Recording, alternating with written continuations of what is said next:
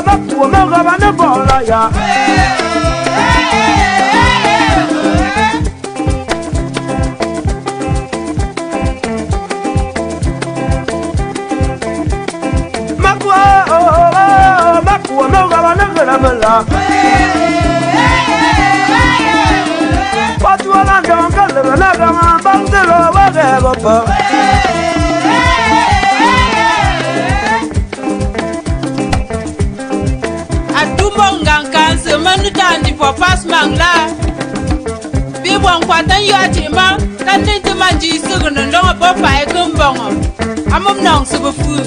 That bones no mako food. Oh,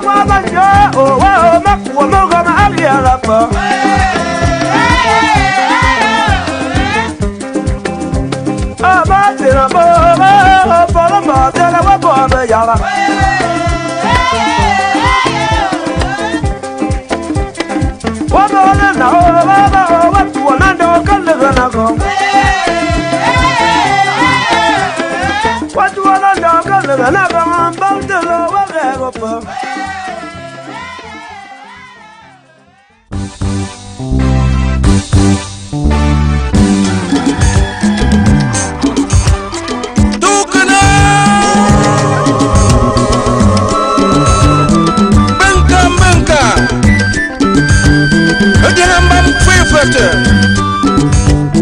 Adamam kalije kumona kai Anachi ukasiku ya chumsa timisiku Awen kunamba Awen kunabega Awen kunachanako Awen kunafumona yumde Sambina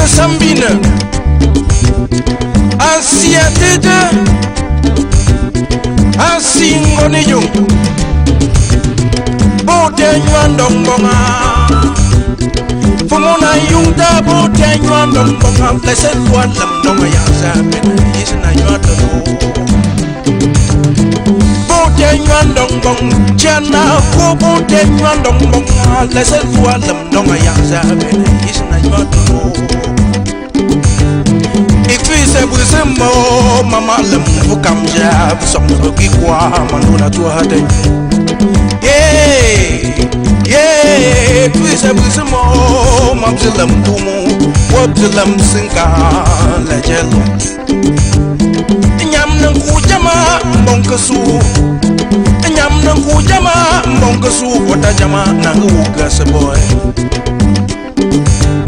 Abena majangam baman lumunda, abena majangam baman lumunda, wamilomi kumendoe.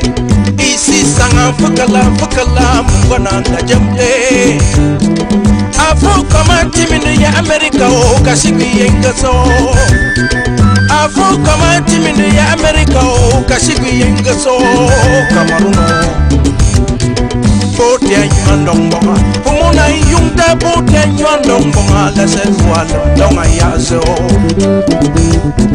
Bote nyuandong bonga Jana ko bote nyuandong bonga Lese fuala donga yazo Ekwese buzimo Mama lemvu kamja Besong nuki kwa Manduna tuade Kambang belo Wanangang nabi nangkam na balova Puisa mo mabzulam tumu wabzulam sinka la jelo Nyam nang kujama monkasu Nyam nang kujama monkasu Oda jama nang uga seboy Abena madiangam bama lumunda Abena madiangam bama lumunda Omilomi kumeindoe Isi sanga fakala mukwana na jamde Afu kama timinu ya Amerika o kashiku yengaso Afu kama timinu ya Amerika o kashiku yengaso Cameroun'S So nyamfuka Wetina laiba Eto yena Ewain tolim Da fuala amba mubale Fu bwen se ge ki mwen na fala Oh apo kamo apo Il est comme apo kamo apo Oh Cameroun'S Oh apo kamo apo America Oh apo kamo apo Back to Cameroun'S Oh apo kamo apo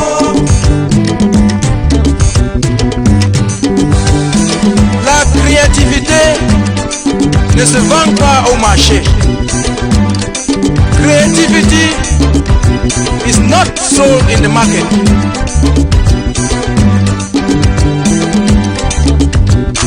Oh, apo como apo, yerima. Oh, apo como apo, yicham cham. Oh, apo como apo, yicham yichama.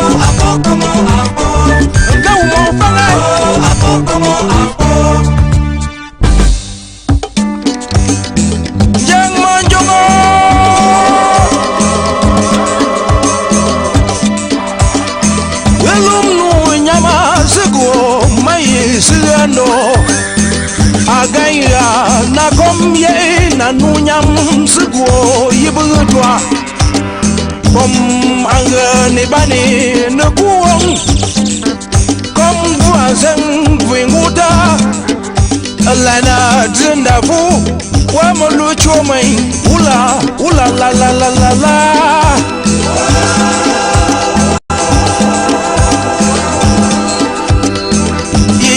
te kom agana junga tai fu se kui point kom te tang te kom blamo ikine yena ngaya senchine kom fighter daga wai kom kaje bam kui bala koma ilama ula la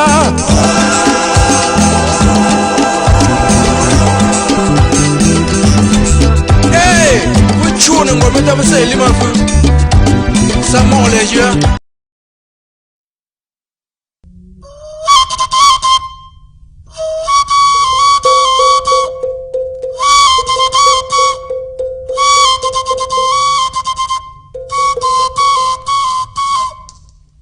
cho makwe tauna fo makwe chwela chukui chue gama kong se karela chama komba da makare chama ga tuwa timtime la wazo mama anibemo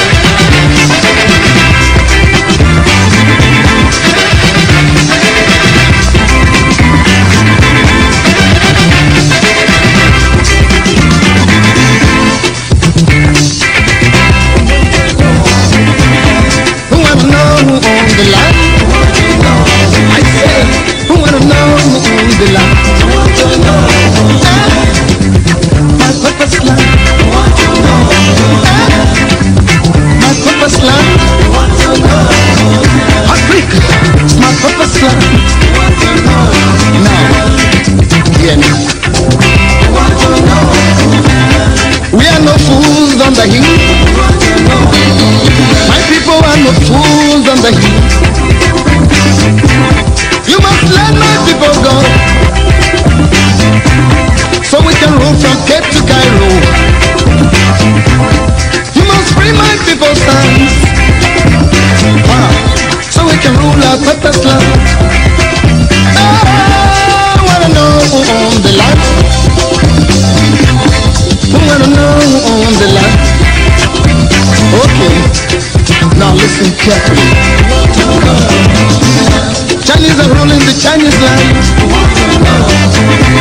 Japan is ruled by Japanese. England is governed by Englishmen. America is governed by Americans. So, Africa must be ruled by Africans. I wanna know who owns the land. We must rule from Cape to Cairo. We must rule our purpose land. I say, we wanna know who owns the land.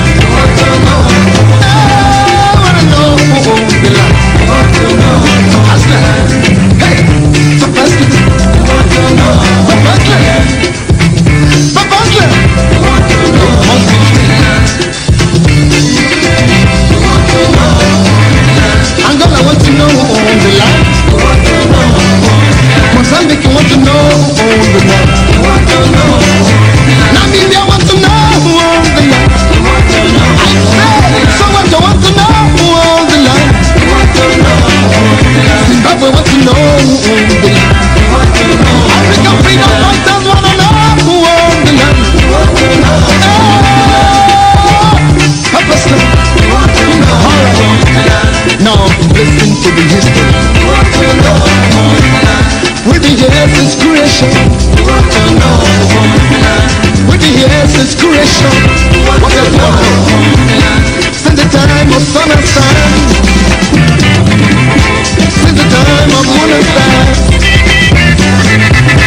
Since the time of air and sea. Since the time of men and things. We must rule from Cape to Cairo. I said we must rule our purpose land. Purpose land. Oh! Okay now I want to talk to my people.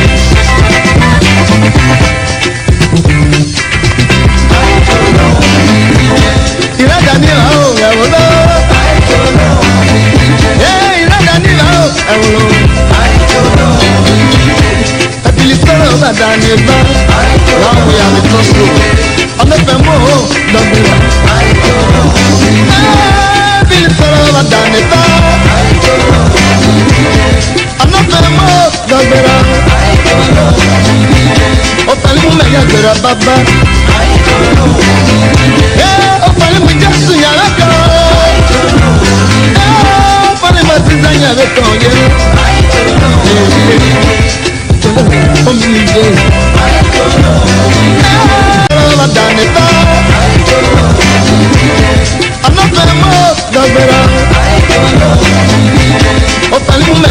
Baba, yeah, open me just ya la go. Yeah, open me design ya ko ye.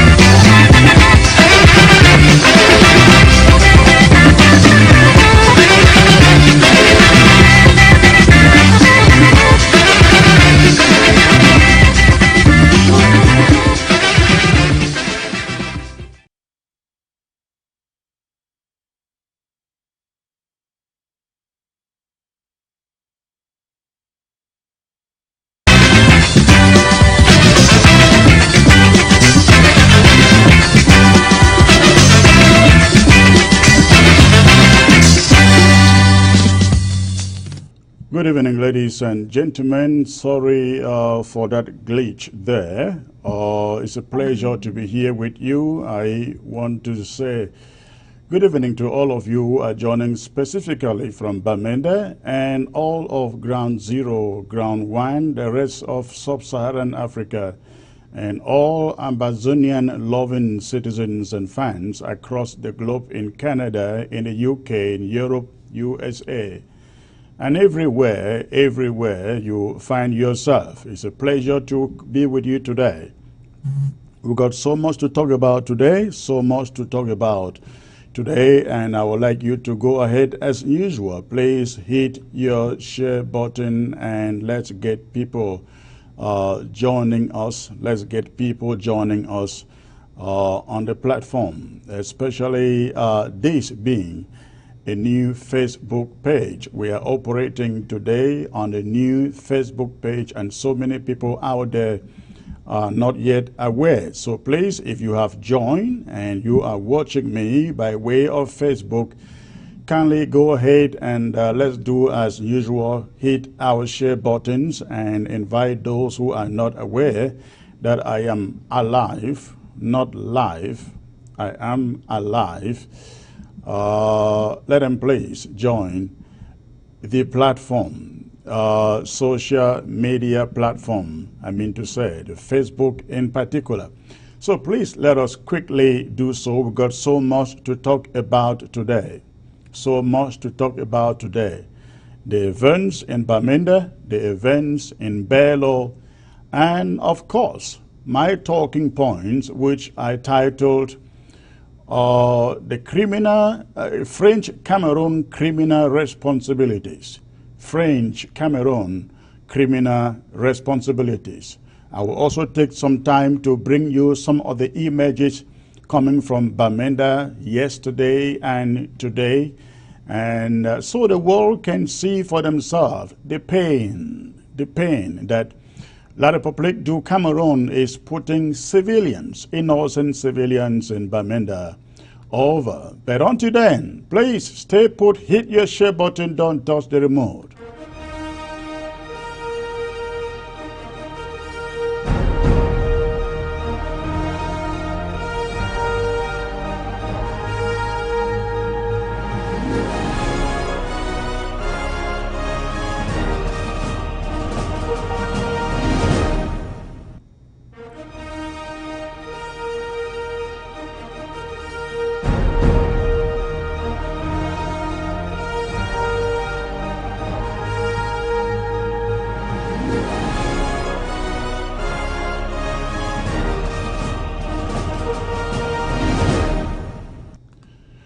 All right, thanks for staying put in there. And ladies and gentlemen, one more time, please let us quickly go ahead, hit our share buttons. I can see the numbers are jumping to my liking. Yes, jumping to my liking. We're almost 400, almost 400. In the next 5 minutes, let's make it 3 more hundred to be 700. It's over 400 right now, ladies and gentlemen. Let's do it, make it 700. I understand this is a new Facebook page, but this is also very, very important, because those of you who kept on complaining, you cannot comment. You cannot comment on the ABC Facebook page. You have a new beginning. We do not know what was happening. Some of you were blocked. We do not know who blocked you. It was just unfortunate what was going on. You guys saw what happened here on Sunday with our computers hacked. Our computers hacked, literally hacked from the desktop, not even from hacking a website, but from the desktop. We are taking control of that, and I can assure you that we are going after those perpetrators. What a criminal act that it was. I assure you, they will not go free. We will go after them like bees. I mean bees, stinking bees. So please, you now have the privilege to be able to comment and to not be blocked by anybody. Please go ahead, hit your share button. Let's get those numbers in the next 4 minutes. In the next 4 minutes, let's get 700, ladies and gentlemen. We are getting there. The numbers are flying up, as I can see. So let's quickly do that. And while you do that, I'd like to thank all of you Ambazonians out there who turned out last Sunday to draft for ABC, our own Ambazonia channel. I want to thank you for showing up and being so generous to support or draft for ABC. We drafted a total of for 95,000 and some change. I think it was 95,300 and something dollars. That was indeed huge. After drafting all of the counties, we're still able to draft 100,000. Can you imagine that? Because I know by the end of the day, we probably would have drafted over 100,000. But that is indicative enough. That is indicative enough, ladies and gentlemen, that Ambazonians, you, all of you out there, are ready to prosecute this war to the end. I can sense it. I feel it. And I just hope that many more Ambazonians who have been sitting on the fence will join the bandwagon of supporting, sponsoring this struggle until Boya is reached. So thank you so very much. I can also thank enough members of ABC Amber Club. Members of ABC Amber Club who drafted and they continue to draft. You are the reason why ABC is progressing from stride to stride. We thank you so very much. And those of you who have not yet joined the club, please go to the website abcambertv.org. abcambertv.org. Get to the website and hit on the banner that says join the club and join ABC Club. You're only expected to pay anything from $10 a month to $250. So you within this range, choose whatever amount you are comfortable paying and enrolled in the club. We need your help as we go on. We are not making profit here. We have never made.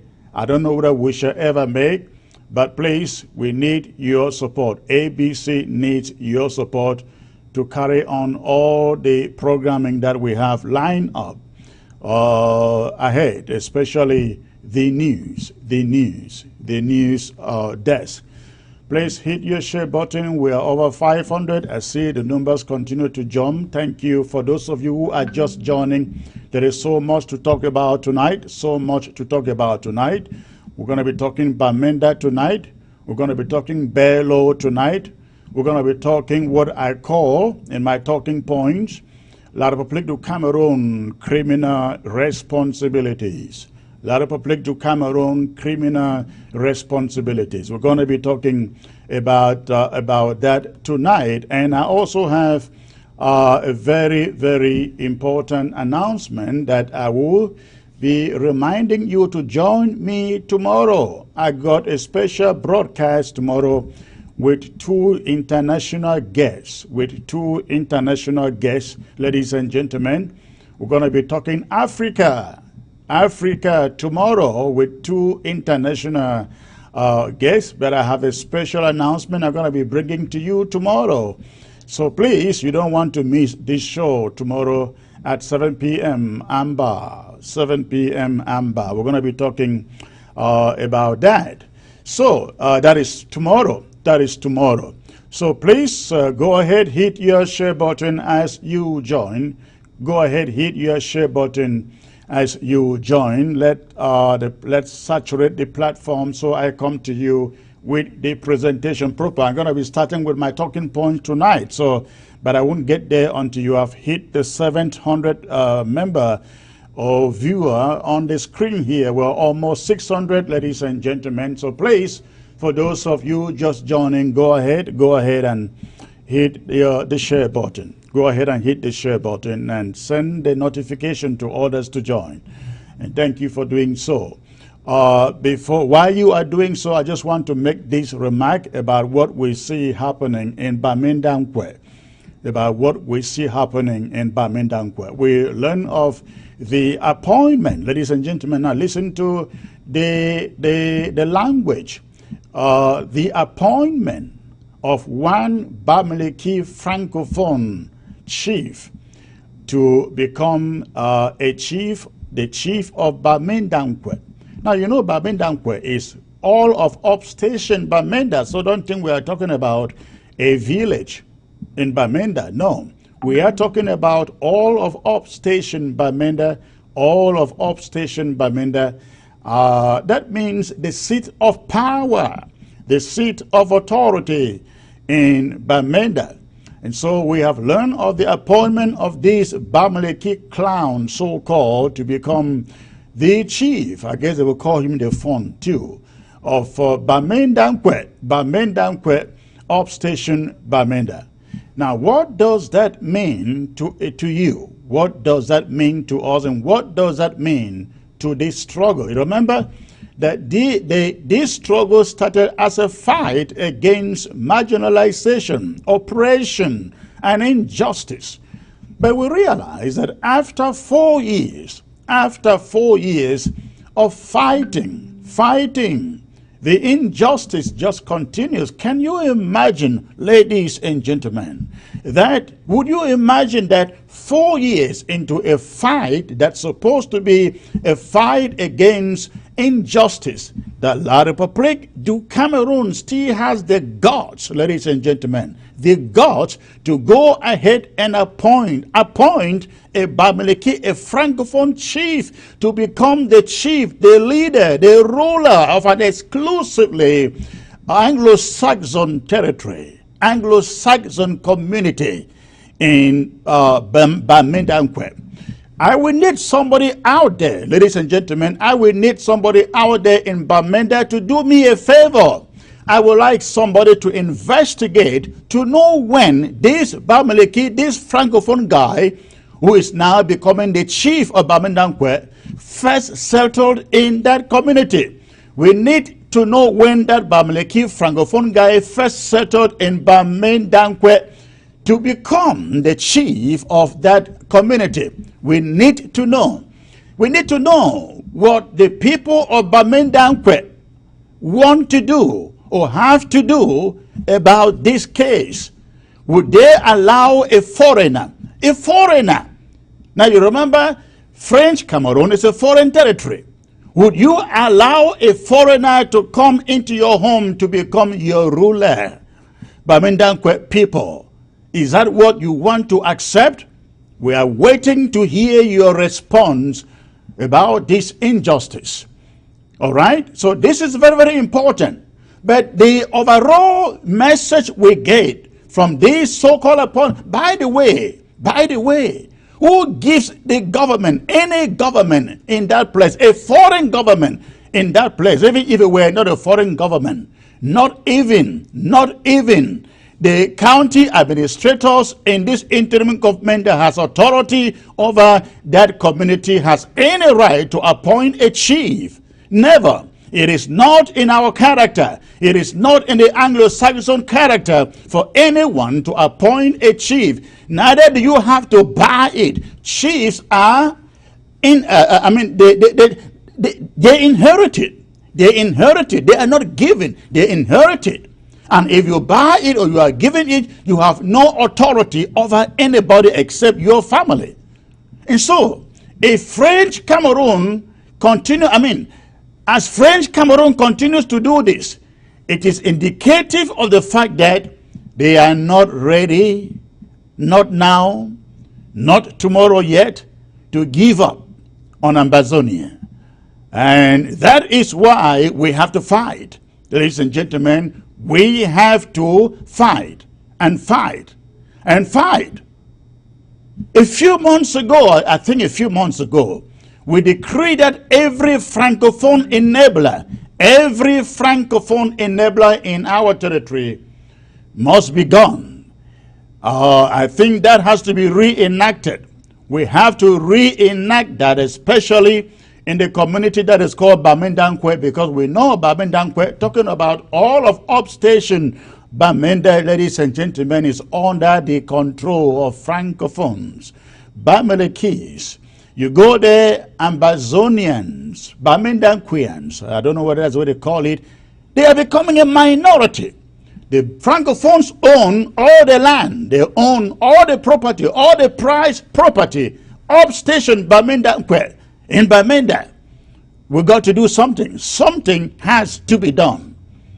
We must all denounce this. Every Ambazonian must denounce this and chase out that so-called chief. And every foreign leader, their mayors, their colonial divisional officers, their colonial governors, the campaign goes on to chase them out. The campaign goes on to chase them out, ladies and gentlemen. I want to take a few minutes right now to show you some images coming out of Bamenda, ladies and gentlemen, coming out from Bamenda yesterday. This is what took place in Bamenda yesterday. Stay put, take a look at this, ladies and gentlemen. Take a look at this. My boss is running it now. You're planning up. My boss is one day the boss. Nasiam. My mama like this so. Now I'm in the town. This one are yes so. Yes. Come on, go boss. It's a man. No, I don't know you today. I'm saying home my hand. Come on, run you down.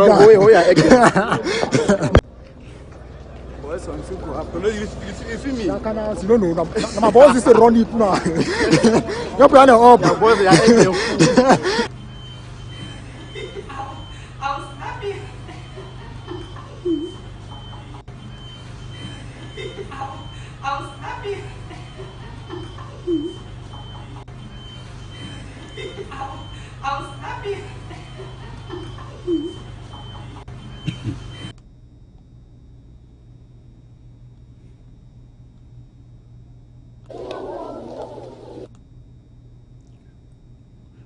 Now the images you find on your screen, ladies and gentlemen, this is what happened in Bamenda yesterday. Our people have become refugees in their own land. This is what they used to call mobile police. Mobile police opposite the General Hospital in Bamenda. Our people rushed there hoping to find protection, hoping to find security, protection from the colonial police, in Bamenda. We are going to see more of this. We are going to see more of this. Now you look at this one too. This was look at adults. Look at adults. Look at adults. Ladies and gentlemen, this is in Ambazonia. This is in Bamenda. People going on their bellies, lying on their bellies. I think these ones are the sick ones. I think the person attending to them there should be a medic. But again, what you are seeing on your screen is what took place yesterday. In the early hours of the day in Bamenda, the military going over the place, all over the place and attacking the citizens, because one of them was killed, as we learn. That is what you are seeing on your screen. That is what you see on your screen, ladies and gentlemen. That is what you find on your screen. Could this be a sign of what is to come? Okay.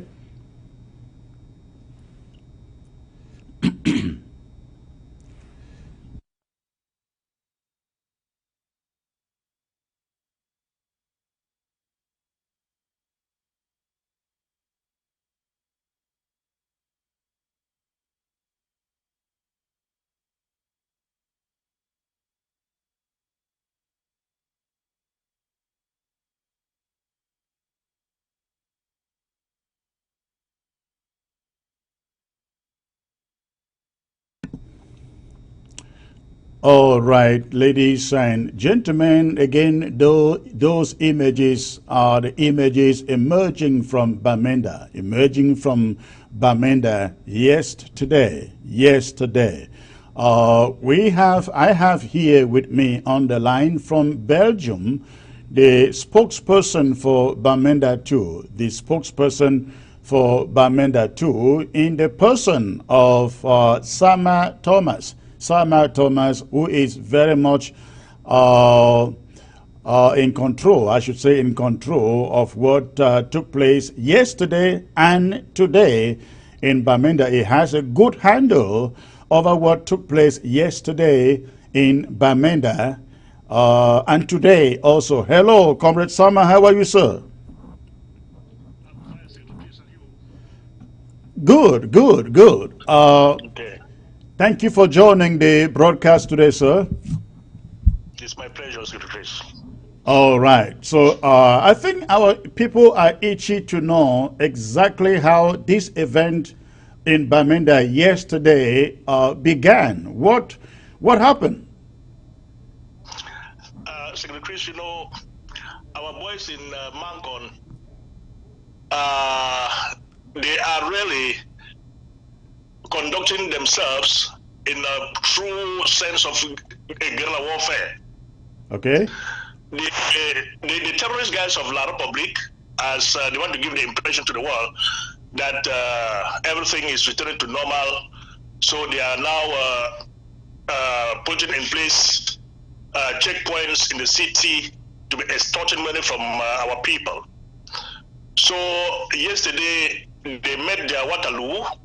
For our boys were passing by and saw them extorting money from our people, and they said, okay, these ones we're going to let them go free.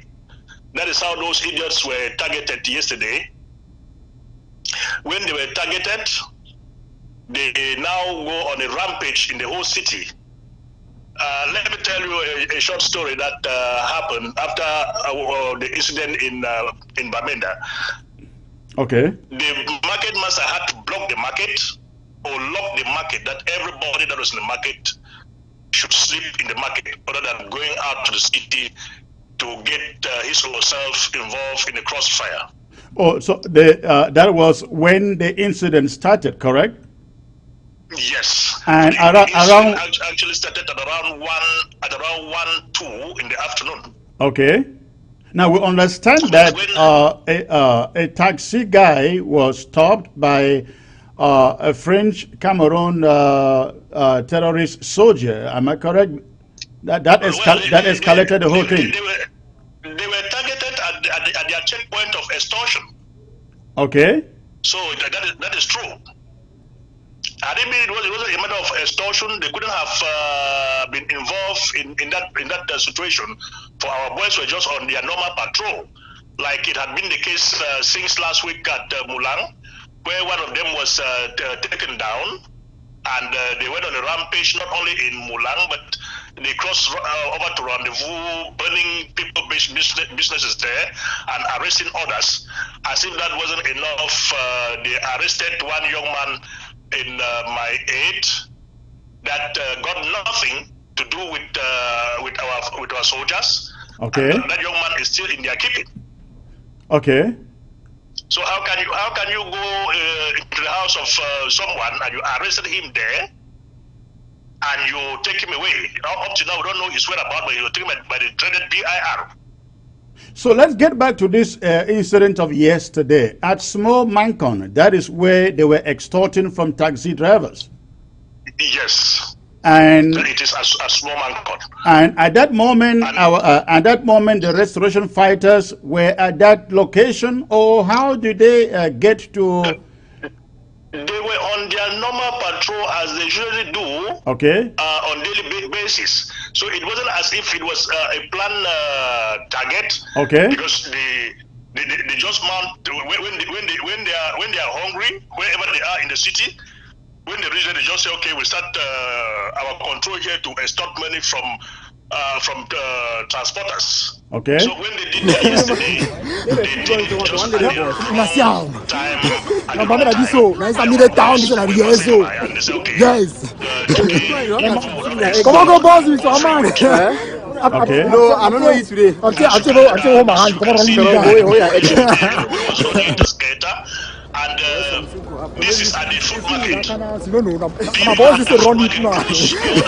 You're planning Okay. Now, let's take this person. So this thing began at a small Mancon. Yes. And then how did it get to the market, Commercial Avenue, Hospital Roundabout? How did it get there? Well, you know, whenever these things happen, the unscrupulous terrorist guys of La Republic Cameroon, they will go on a rampage in the whole city. So they were the ones now that brought the whole city to a standstill and not targeting the area where the incident took place. Okay. Now, so instead of maintaining that action around small Mancon, they now took it right up to big Mancon, the hospital roundabout, and elsewhere in the city. Rendezvous was not even at peace. So the people who were locked up in the main market and in their shops elsewhere, how did they finally were they finally let go, or they slept there, or what? The same idiots, after some time, asked the market master to open the gates of the market for everybody to go home. When the market master opened the gates of the market, people were going out and they were arresting some. So at the moment, we don't know if all those that were arrested have been released or what, but that was a situation that took place in the market yesterday. Now, how did so many people that were watching on the screen right now, how did so many people find themselves at the mobile police station opposite hospital roundabout? I mean, opposite the hospital. The food market is just behind GMI, BAMENDA. Yeah, so my question is, were they forced there or they rushed there on their own? What we cannot really ascertain is who are these people that ran into GMI, if they were traders or Bamilicates. But if you can get the commotion at the GMI, you will find that majority of the people at GMI are Bamilicates. So the question now we ask them is, what are they doing in the southern Cameroun'S? If they live life, if there's no security, or they are not living in a secure environment in southern Cameroun, let them go back to La Republic, where they are coming from. Now, I cannot. Now, you may be correct there, because if you listen to that footage, you realize that the person who is making a commentary in that footage is speaking in French, and he is actually saying that Ambazonians are running from the separatists and seeking protection at the police. Well, if they perceive the population there to be Ambazonians, well, they claim to be the protector of the place. So where do they want people to seek protection? But the truth of the matter is, majority of those that run into GMI, because southern Cameroun'S will not run into the hands of their enemies. Of course not. Exactly the consequences of going there. So all those, over 90% of those that run into GMI are Bamilicates. And I guess the La Republic would want to use that footage to tell the world, hey, see, they are running back, they are running to us. They are running to us. They don't want war. They don't want the separatists. Look at them running to the police station for protection, I guess. Well, secretaries, that will be cowardice on their part to say they are running to us. When the colonial system was in Africa, whenever there is a problem, they are the ones in control militarily.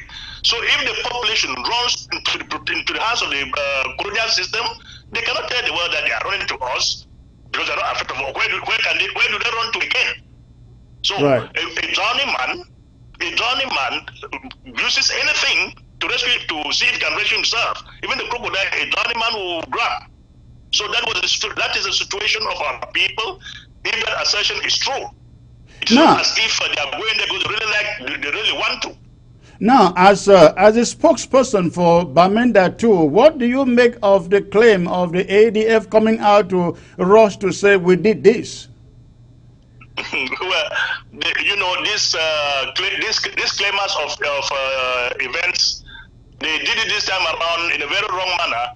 For the Capo Daniels of the world, they've been calling the ARFs boys to the ground to beckon on them that they should make an audio, giving it to the ADF that it was ADF fighters that carries out the action in Mankon. But the guys have stood their grounds that no, we are not going to do that. Oh, so hold on there, hold on. Let's get that let's get that very clear. So the ADF is calling the fighters on the ground, pressuring them to do a video to the effect that the action yesterday was carried out by ADF guys. Exactly.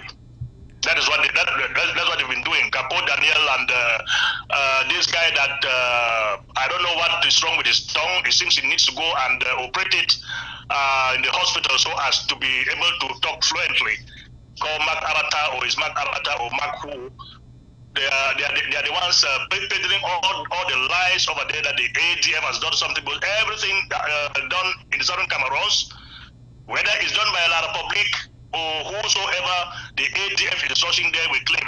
When it backfires, they are now running their mouth, don't know what to say.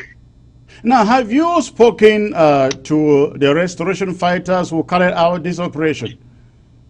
Yes, I spoke to them, and they even sent me video footages of what took place yesterday. Excellent, excellent. Thank you very much. I will need to get back to Bamenda to speak to somebody who is on the ground and witness what took place today. Thank you. Okay, Secretary. Thank you very much. All right, thank you, sir.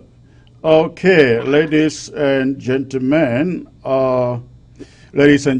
that was Sama Thomas joining me from Belgium. He is the spokesperson for Bamenda 2, where all of this took place. So, ladies and gentlemen, I will now get to speak to our comrade in Bamenda, who was there today. It appears we're having a bad connection here. I hope that we can get this right. Let me see. So what you are watching, ladies and gentlemen, again, what took place in Bamenda yesterday.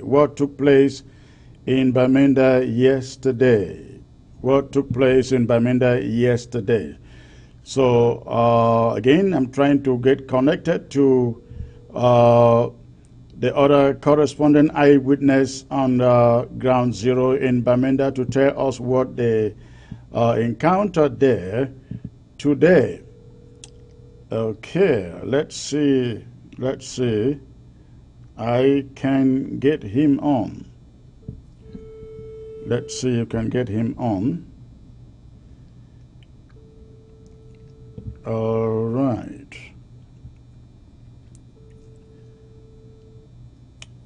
Okay. All right, ladies and gentlemen, unfortunately, I cannot get the eyewitness on in Bamenda. We have a very bad network. I can't get across to him, but you got it from Sama Thomas, what took place in Bamenda, yesterday. Now, besides Bamenda, last week we witnessed events in Bello. Bello was essentially set ablaze. Bello was put on fire.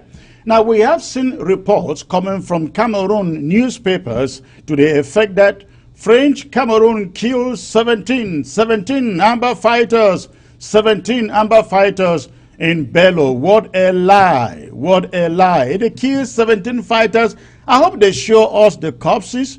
I hope they show. And then they went and display photographs, all photographs of Dane guns as coming from Bello, confiscated in Bello. Ladies and gentlemen, we are no longer using Dane guns. We have graduated from that era of Dane guns, and we are using machine guns to prosecute this war. So ignore the photographs you found ignore the images we found in those photographs, because that is not Bello. And they did not kill any 17 people in Bello. If they indeed did, can we please see the pictures? Can we please see the photograph? Because La République du Cameroon is in the habit of displaying photos of dead Ambazonian fighters so they can discourage the others and demoralize them.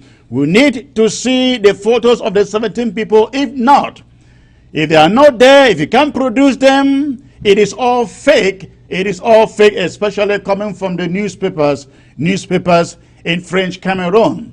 But I guess they're saying that to cover up, ladies and gentlemen, cover up the atrocities, The image that you are seeing on your screen is an image is coming from Bello. Bello, ladies and gentlemen. Almost every home there in that village is up on fire.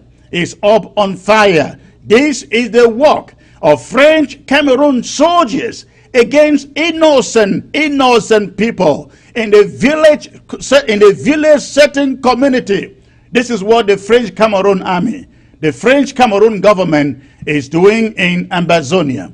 I am joined here, ladies and gentlemen, by one of the comrades coming from joining me from Bello, who is very, very much familiar with what happened in Bello, yesterday. I'm talking about Comrade Ingenie. Comrade, it's a pleasure to have you, sir. Thank you very much, Secretary Chris. It's my pleasure to be here. Thank you. Can you hear me? Yes, I can hear you. Okay, thank you. All right, thank you. Please, I would like you to take us from when French Cameroon soldiers went into Bello until when they left. When did the French Cameroon soldiers invade Bello? Thank you, Secretary Chris, for that question. I want to say it's not been an easy time within Boyo entirely. You know, Bello subdivision is one of the main divisions in the Boyo, and it's the gateway to the entire Boyo. You know, and last week, particularly on Wednesday, the 26th of August, it was a daybreak unusually in the whole land of Bello, also that extended through to the Njinicom subdivision to Fundong, and there were more than 35 trucks, military trucks of more than 35 trucks. Yes, that invaded the land of Boyo, and they came through Bello. Some came through Bello. I think there were two entries into Bello. One that came directly from Bamenda, passes to Bambui, Bingo, and then find their way to Bello. And there was another one that came still through Bello, but from Dawara Hills, you know, of the range of Dampolo, Alaji Dampolo. There were a lot of military that came from there to support them. And so we had three entries into Boyo. These two from within Bello subdivision, and the third one from Fundong Central that came back off from Womb. So on that 26th Wednesday last week, when they made their way through in Bello, thank God for our informants that inform our restoration forces, who were now awake and vigilant on their move. It is all evident that they had a map to follow, because they were a map of directions. They had a map, so they came in with a map. Sure, there was certainly a map, and then I want to think there was an insider. You know, one of the ways these colonial military guys have been finding their way through into a line has been using one who is vulnerable to the colonial master at the expense of the lives of his people. So certainly they had one, like they used to do, the big one, dress up in the military dresses and then keep him in their ammo car and then to lead the way for them. Because the kind of routes they took to the places they went through, it is all evident. Are these motorable roads or bush paths? There were a few motorable roads and then the rest of them bush paths. Fortunately, within Bello, like you said, there was no casualty, not one. You know, so there was no casualty. There was no casualty in Bello. You know, it is true that something happened in Ginicom and something happened in Fundong, but actually within the whole of Bello subdivision, there was no casualty. But for one man, they suspected to be a traditional healer, that they blew him off, not any of our restoration fighters. Now, so when they came in on that Wednesday, where are they coming from with this information? I saw it in a newspaper that we have banned in Ambazonia that 17 Amba or separatist fighters killed in Bello. So where is this information coming from? Is it mere propaganda or what? It is mere propaganda, like you say, Secretary Chris. There is no truth about that, and people who know about the strategy of La République Cameroun will not give an ear to consider thinking of or finding out whether that was true or not, because they know they major on propaganda. That's the simple truth. And when you find a newspaper like the one you're talking about that are sold in to serve them, they are ready to run with the headlines without verifying, which is against the standards of journalism. You know, so I was saying when they came in that Wednesday, they had 2 days, that Wednesday 26 and 27, to fight their way through to the main camp that is in Bello. You know, within Bello, the main camp hosts the supreme commander for the whole of Boyo. Okay. And beside him, there are other key generals that work with him, people like Echo and people like Bullet, and I'm sure they had given all their names General Yu, and they were determined to wipe them out if it were possible. But before they reached their camp, because they finally arrived their camp on the 27th, but before they reached their camp, the guys had left the camp and they were mingling all around, monitoring them. You know, they didn't really fight on that 26th until the 27th. Now, when they proceeded through Anyajua, went to one of the villages around there that is called Tumoku, and they did some burnings in frustration. Now, these boys monitored them, and out of anger, when they returned from there, finding back their ways to Bello. Now, while some had passed through Ginicom and to Fundong, now, when they returned somewhere around Anyajua, there was an open fire. Our boys, restoration forces, waited for them on the way, and they had to open fire. And from reports we got from them, because we are in communication with those guys on the ground, or ground zero, and then the coordinators of the defense within the whole division.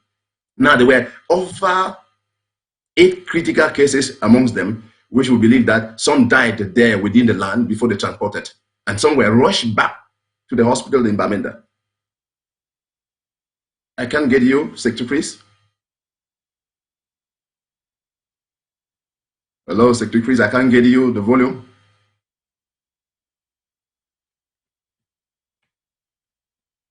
Hello. Yeah, Secretary, please. I can't get your volume. I don't know whether it's just on my side or general. Can you hear me now? Yeah, I can hear you now. All right. So we understand there were quite a number of different communities that were attacked by these soldiers, right? Yeah, on the 27th. Yeah, when they had that open fire by the restoration forces on them on the 27th, now they became so confused, and because they were wounded, some were killed, they retaliated. You know the way they do. When they are helpless about the restoration forces, they're down and they will fall on the civilians. That's when now they started roasting down homes that you see from those pictures. Right. You have just a little bit of what was the reality in the field. If we were to show you the details, because there were more than 4 villages that were razed down, house by house, you know. Now, and they were able to go to some of our key leaders and generals' homes or residents, and they were not there. They had to raze down those places, and then extended now razing down houses on that 27th, and then mingled around all through. They didn't leave. It was on that 3rd year that where you see the pictures and the fake reports, the propaganda. From the pictures you see there, yeah. That some of them left, not all of them left Bello or Boyo. Some of them left Bello, some of them left Ginicom and Fundong, but then some remained hiding around, thinking that they had camouflaged to deceive our restoration forces to come so they can overtake them.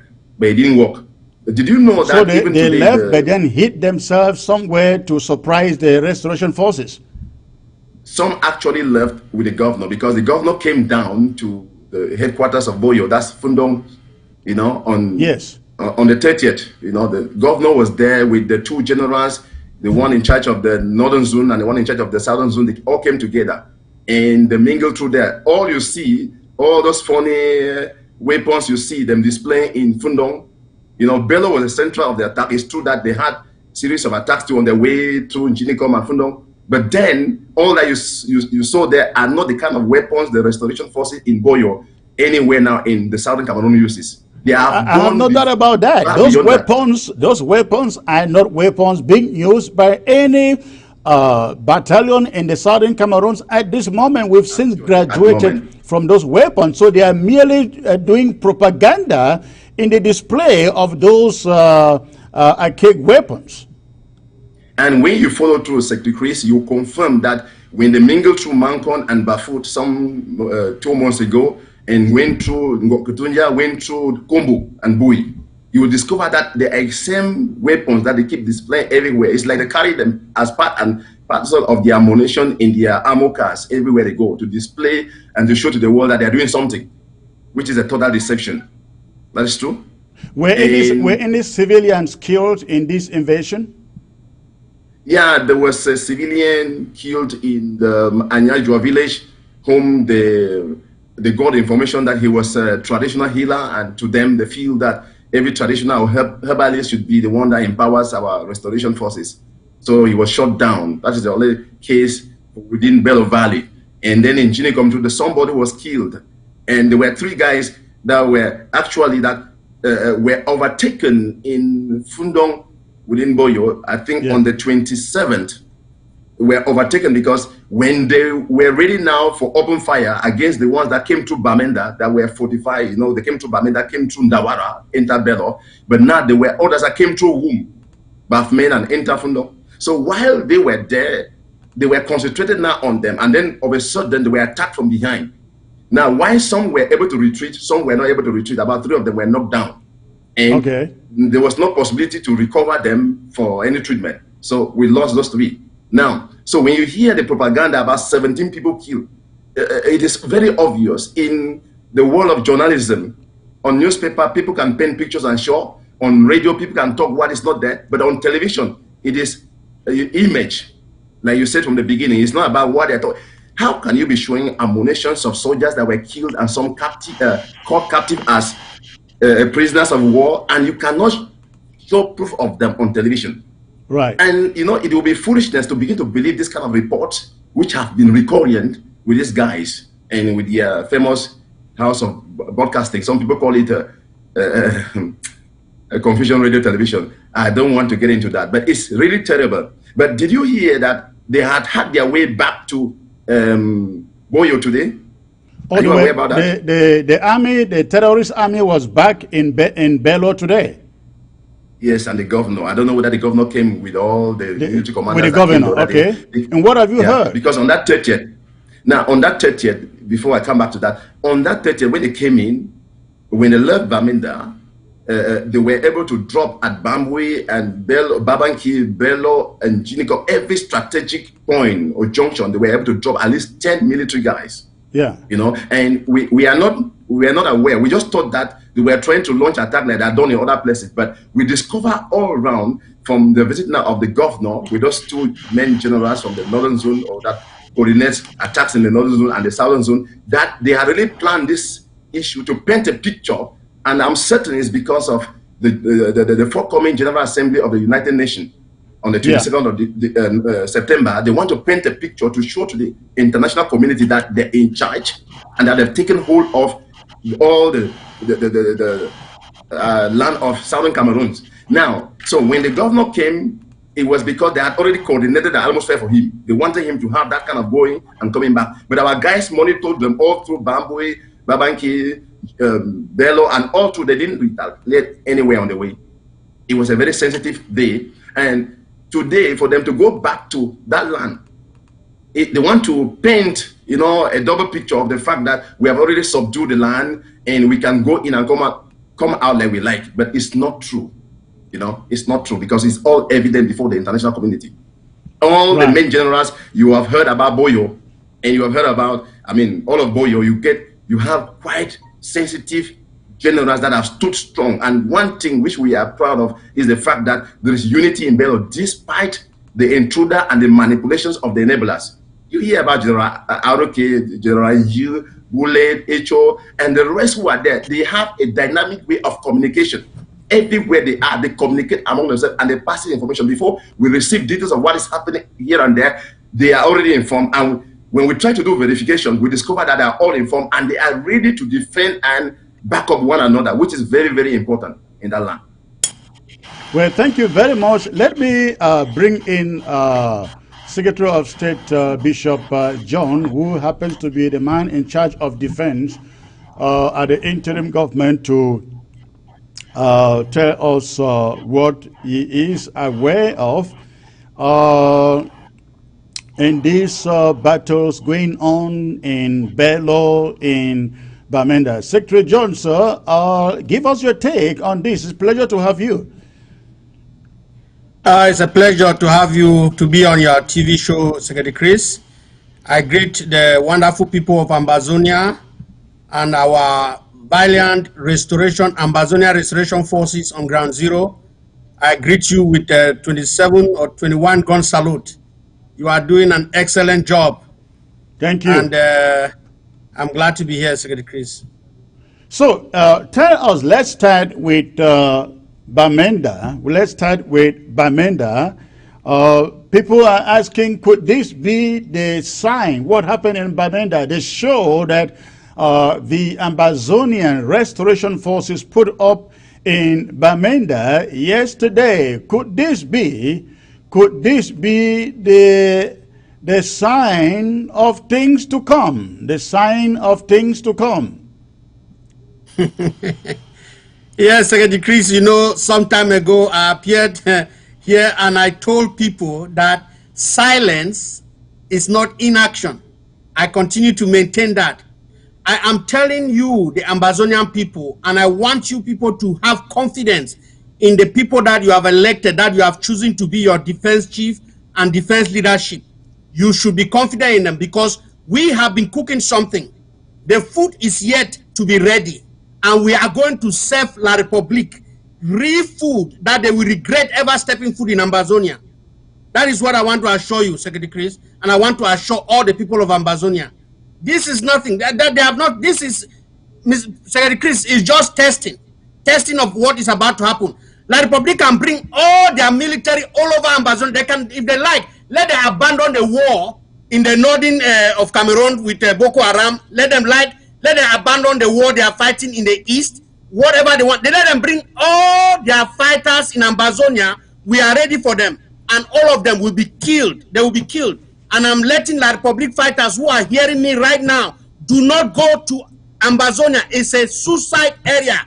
It's a suicide area. Stupid soldiers, you see what they do? They cannot face our restoration fighters, and they take free. They just use that advantage to kill innocent civilians. Is that what soldiers do? These are, look, let me tell you, said Chris, La Republique soldiers are not human beings. These people do not have they don't have heart, they don't have feelings. These are people that cannot fight, and they go around molesting children, women, and innocent people. They just kill them. These are not soldiers. Soldiers have respect for human life. These people have no respect for humanity.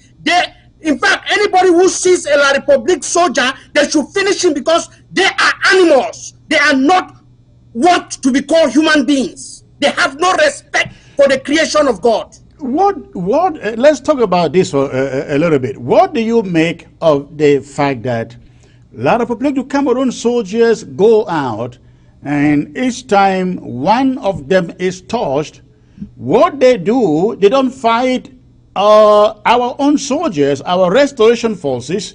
They go about looting and burning property. That's what you saw in Bamenda yesterday, because one of them, who was caught harassing a taxi driver, taking bribe, was confronted by a real soldier, Ambazonian soldier. And instead of the rest of them going around to confront the Ambazonian soldiers who then show up in many angles of the city, hospital runabout in Quen, Commercial Avenue, Big Mancon, Small Mancon, instead of confronting these soldiers, they went about looting the shops, burning the shop, arresting innocent people and torturing them.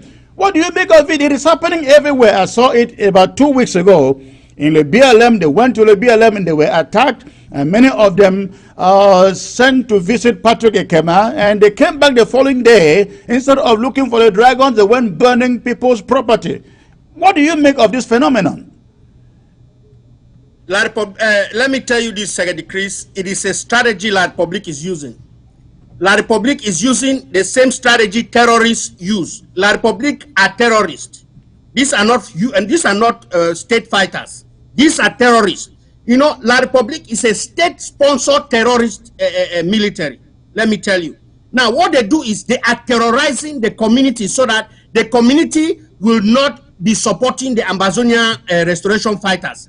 They are putting fear on the people, making people to be afraid, because La Republic has seen that they cannot face the Ambazonia restoration fighters on the battlefield.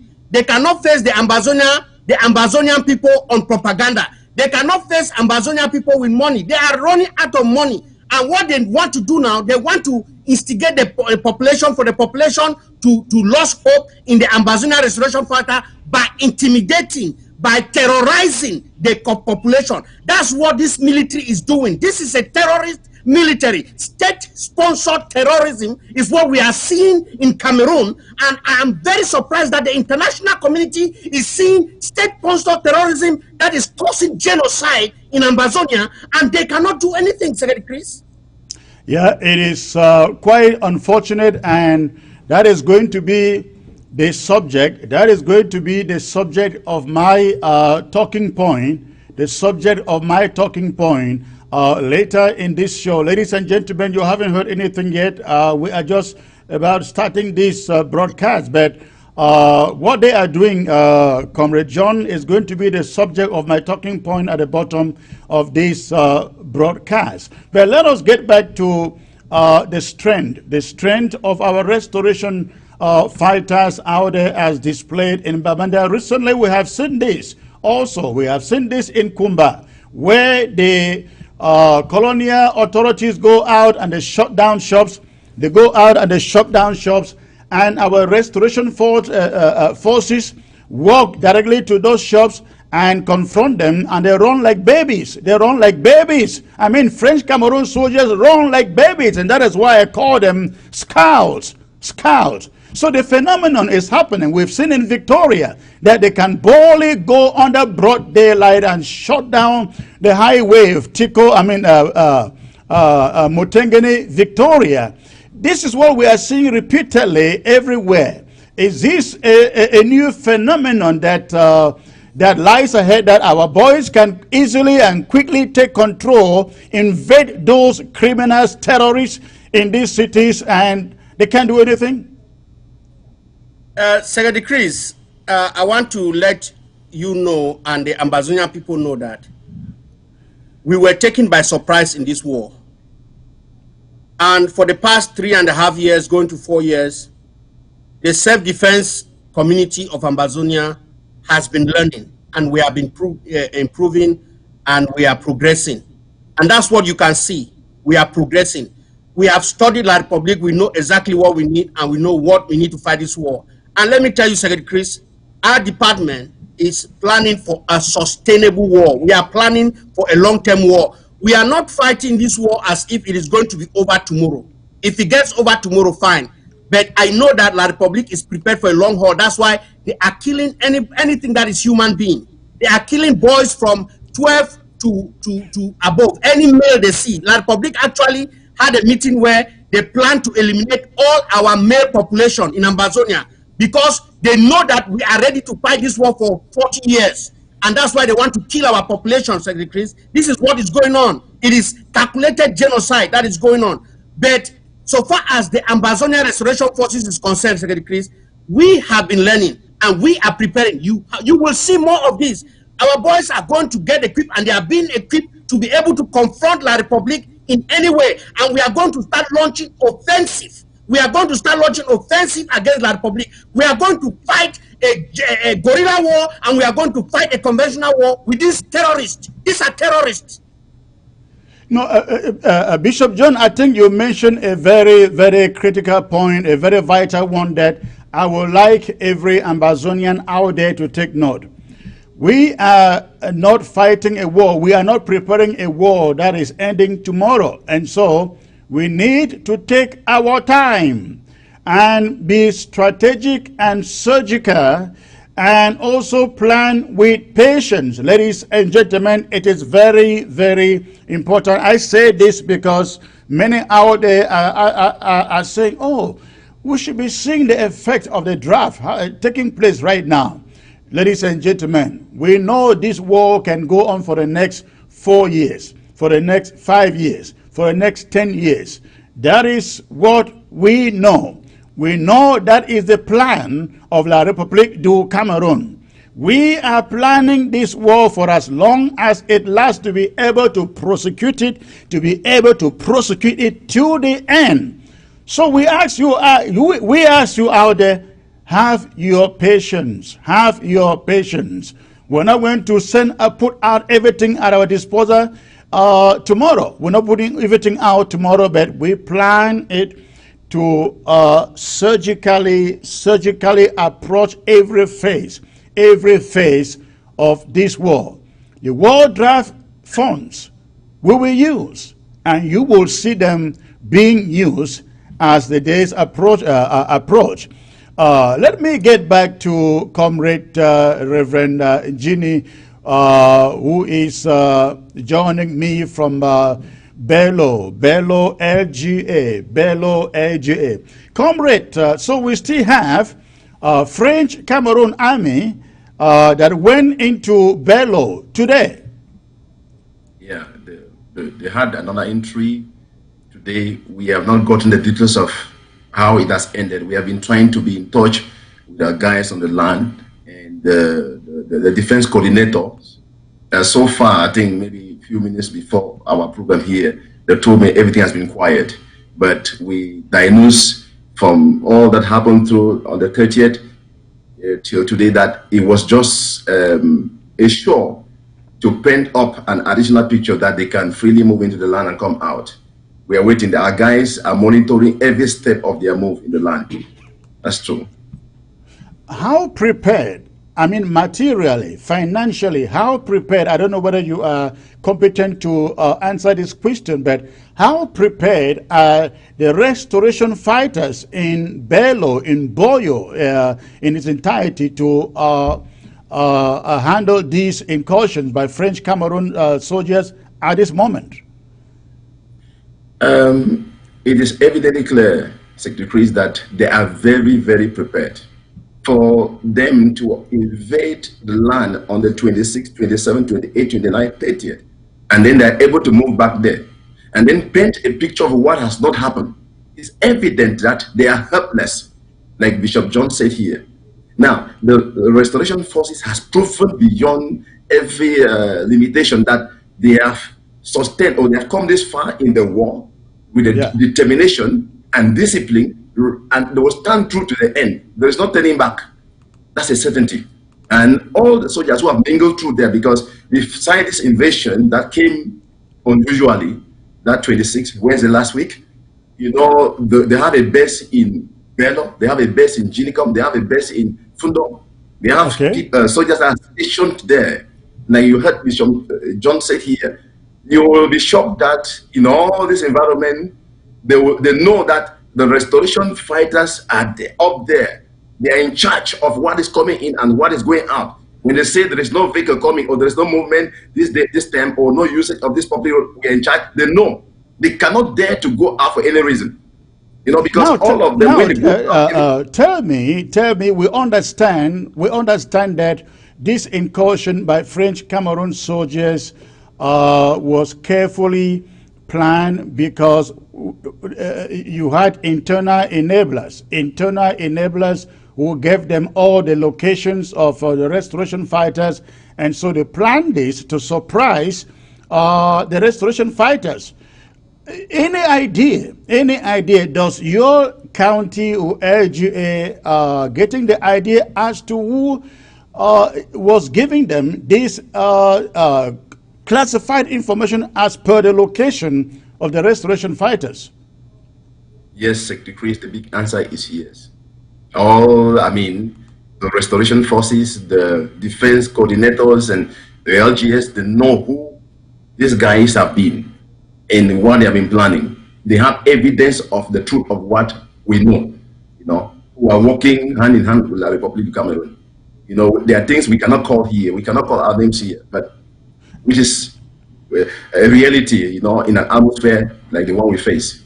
To the best of your knowledge, are these internal enablers, they are not part of the restoration forces, right?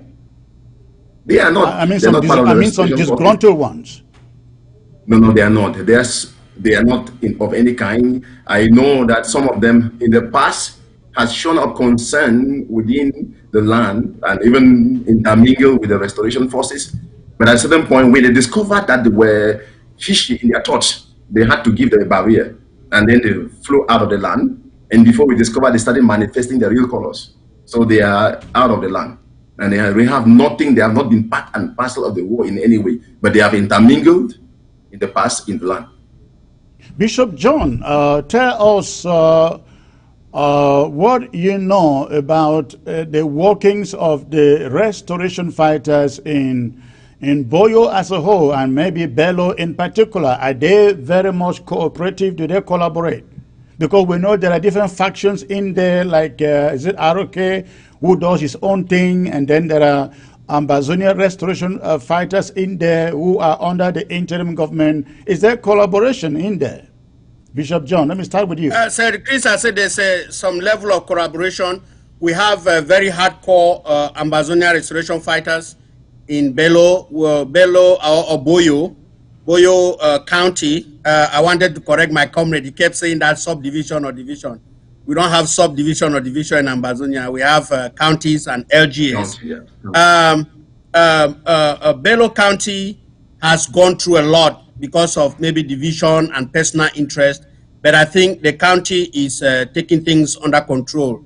And the fighters, the Ambazonia restoration fighters there are beginning to realize that it is good to be organized, it is good to be principled, and that's what is happening. There might still be some few that are there that are still not under this Ambazonia interim government, but to the greater part, I think the community of Boyo, those of the interim government, they are doing their best to bring the forces together and to have them under control. Yes. Okay, Comrade Ginny, you have something to add there? Yeah, just to support what Bishop John is saying. Thanks for that correction. It's pertinent in a moment like this. Like I mentioned already, Secretary Chris, in the beginning, there had been of recent an unusual level of understanding, collaboration, cooperation between the forces in Boyo as a county or the three counties, and there have been some cooperation among themselves. They communicate every step of the way. Like what happened of recent, it was a proof. We have been trying to do some diagnosis and trying to find out whether the challenges of the past will still be playing on them. What you said was true, because there have been a lot of manipulation, a lot of people trying to pollute the mind of this one, turn this one against this one, and then bring those factions. But we are coming to a point of clarity that all of them have come to maturity. It's not about any of them, it's about the pride of the nation. And they are trying to drop down all those differences and work together. It has been proven through this last week of attack till now. And we really recommend that, and we applaud for our boys who are not just fighting, but have come to that maturity of cooperation. We believe that it will be sustained. All right. Bishop John, if I may come back to you, what is the preparedness of Boyo County to be able to keep on being able to resist these incursions from La République du Cameroon? Do you you think they are ready? They are prepared psychologically? When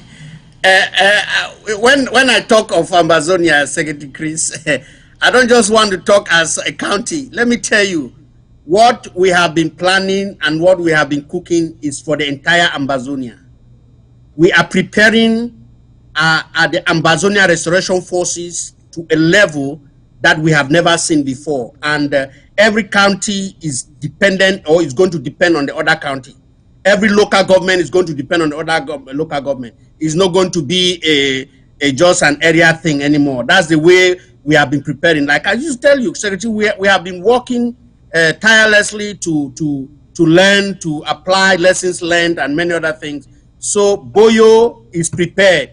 Boyo is prepared. I just want to let La République fighters know that nobody should deceive them, and nobody should be deceiving the international community that La République has an upper hand in Ambazonia in any way. All those they think that they go around and burn houses and kill innocent civilians and terrorize shopkeepers and women and children. They should not deceive nobody.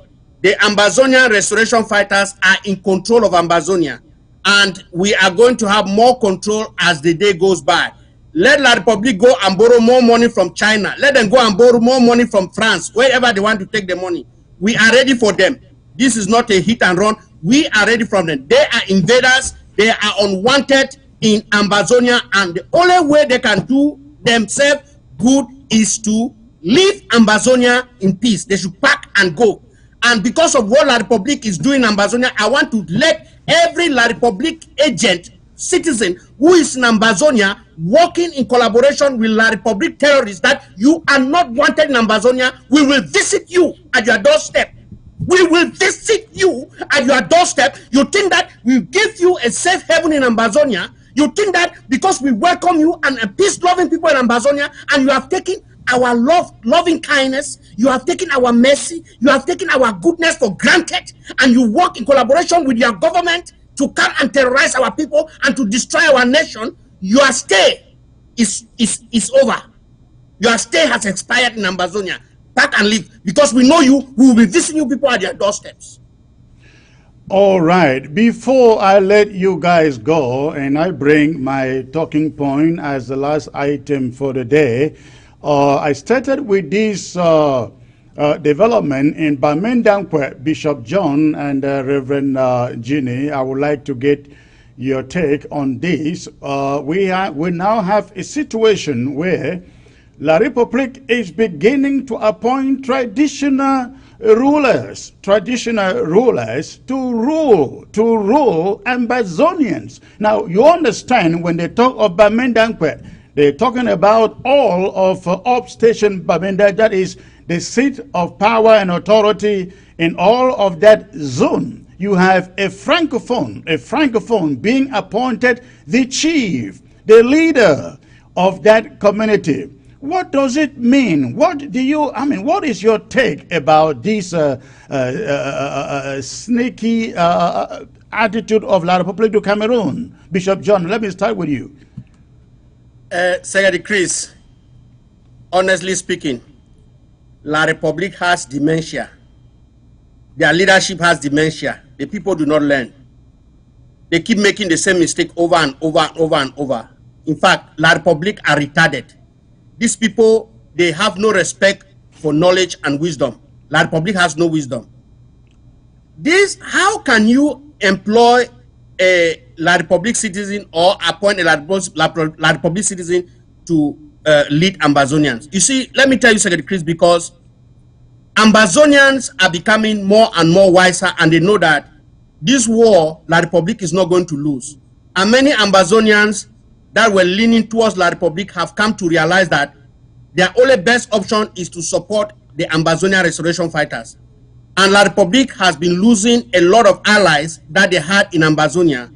And as a result of this, La République want to start using their French tactic to start, or what they call the Machiavellian tactics, to start employing or appointing their own citizens in Ambazonia who can do what they want to be done.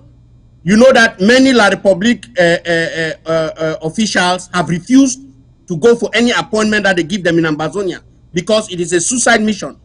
And only these people like this can accept to do. Even that chief, even if they appoint him, he will not even live there because he know that it is a suicide mission for him. We will not allow him to rule in that Ambazonia. We will not allow him. So, Secretary Chris, this is what I think is going on.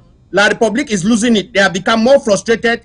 They lack knowledge. La Republique is so illiterate, and I think they are very, like I said, they have dementia, because if they can remember, they will know the cause of this problem, that it is because of what they have been doing in Ambazonia that caused this war. But even at this point of the war, they can still do this kind of stupid mistake. Then you know that La Republique are being controlled by demons. They are being controlled by some illiterate, some stupid, some foolish leadership. In fact, La Republique is not even worthy to be called a country, because I cannot understand such a leadership that is making such a blatant mistake in this time like this. I don't know the kind of description to give such a leadership. Okay, Reverend Ginny, please, your take on this. Having French Cameroon appoint chiefs to rule in Ambazonia, what is your take on that? What a pity, what a shameful disgrace, Secretary Chris. You know, it's all evident. 2 weeks ago, I think about 2 weeks ago, we all saw how the confused Minister of Territorial Administration were trying to hold a meeting with those whom we call were chiefs who were refugees in Yaoundé. In other words, they struggled to seek asylum in the foreign land, and it came to the point they were rejected, and now they were trying to entice them or force them out of the land. Now, if they are doing what they are doing, and anybody wants to succumb to them, it is absolute foolishness on two sides. I'll call it the anointing of foolishness. Just see back the case of the Israelites as they tarried through Egypt, and the Egyptians were trying to resist them. As they drew near to their breakthrough and eminent victory, their leaders became more foolish and stubborn, resistant. This is what's happening to the leadership of La République du Cameroun. And I want to say, so it's on two sides. Those who are working for them as enablers or trying to obey them foolishly, they are going to die the death of fools, which has been proven through history. Now, if you are a foreigner and you have been appointed to be a fund or a leader to a local people or in a strange land where the very indigenous of the land who became foolish against their people were not able to stand, ran away for their lives, and they cannot come back.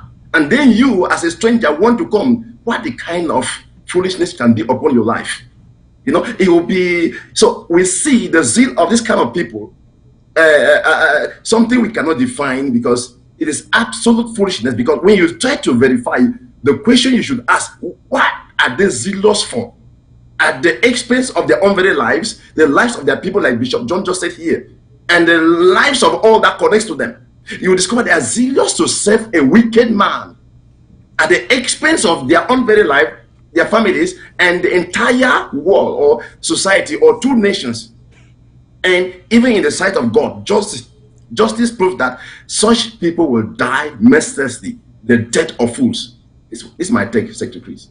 Thank you, ladies. Gentlemen. I would like you to stay put there. I will take my talking point for the day, and then I will come back to you. I will come back to you before we round this up. So I would like you to stay put. I get to the talking points before I come back to you, and we round up this broadcast. I possibly probably will not be taking any questions at the end of the day due to time constraints, but I will come back to the two of you so that we can round this up together. I bring you a subject, a talking point that I titled La République Criminal Responsibilities. Ladies and gentlemen, the televised apology over Equinox Television of General Eba on the systemic crimes committed against the civilian population of Moyoka in the neighborhood of military encampment, where a woman victim, Prudencia Tumasang, was beheaded a few weeks earlier, engages his superior command responsibility for the crimes committed by his subordinates on the basis of his failure to prevent or punish the perpetrators of the crimes. The supposed apology of General Eba go beyond the crimes committed against the civilian population of Moyoka. It concerns all the crimes which soldiers under his command and other La République du Cameroon commanders before him have perpetrated against southern Cameroon's Ambazonians. The elements of multiple international crimes, are visible, very visible, in the Equinox television interview. An observation of the victims and the conduct of General Eba and Cameroon soldiers portray multiple crimes, ladies and gentlemen, of collective punishment, systemic and widespread crimes, war crimes, and genocide against the civilian population and civilian targets. The victims, all ages and gender, were abducted from their homes, tortured and jam-packed in one location and addressed by General Eba. The trauma of the collective victimization, indignities and humiliation suffered by the victims must have been significant, very, very significant.